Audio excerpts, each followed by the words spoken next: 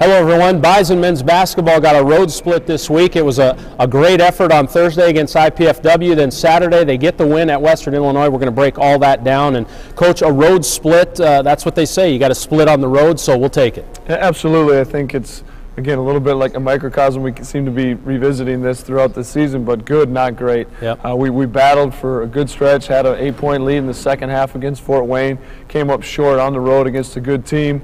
But there were some things we can definitely learn, but really proud of the way we responded Saturday afternoon. Hey, one roster item to touch on real briefly here. Carlin Dupree's back on the team, isn't he? Yeah, we're excited about that. We've said from the start that we support Carlin. We didn't support his decision. I think what you have is a young man, 20-year-old, that's got a lot going on, and sometimes we make some irrational decisions. But I also think we get into this profession for a lot of reasons, and one of those is to help young men grow. And I think this is an opportunity for myself, our staff, and our program, our culture, to help Carlin and our guys learn and grow. Hey, Thursday at IPFW, a great game. You had some opportunities. You're +7 in the second half. You have a lead there, but you had a stretch there where scoreless streak of 6 minutes about. So it was just one bad stretch that really cost the game, wasn't it? Absolutely. And again, the encouraging part is what you see from our guys is a lot of fight. Now it's our job to understand, to help our guys understand, our staff's job to help our guys understand how to go into those fights and what weapons to use. And you've got a bunch of guys trying to make plays but not understanding what type of plays to make or how to make those plays. But I'd rather that than the other. You got the guys with the want to, now they need the understand to. What'd you think of redshirt freshman John Conchar? 19 boards. What's your take on him from IPFW? Well, you could see it, Jeremy, in the build-up as you're scouting them. John's a tremendous talent. It just really brings a toughness about him and a really high basketball IQ. And he's going to be in the pain in the butt for a lot of teams for the next 3.5 years. Well, let's take a look at Saturday then at Western Illinois. After the loss at IPFW, how'd the guys do in the day off and in between leading up to Western? Well, it was good. I think they understood that we dropped one in on the road against the top 100 RPI team and an opportunity that you let slip through, and they were frustrated about it, disappointed. But also we went back and learned from that and learned pretty quick because it was a quick turnaround after a lot of time on the bus this past weekend, and encouraged the way we came out early. We kind of went back into what got us in trouble in the second half and called a timeout, refocused the group, and responded over halftime. And very pleased because I've been to Macomb for the last 8-9 years. It's a tough place to play, tough place to get wins, and to get one there is encouraging for our young group. No doubt. You have to be so proud too. Just 4 turnovers and the defensive effort. You really locked them down defensively. Yeah, 4 turnovers, 1 in the second half, and then to hold them to a .81 defensive efficiency rating for us is tremendous, and that's how you win on the road. You take care of the ball, you defend and rebound, and we were able to do those 3 things.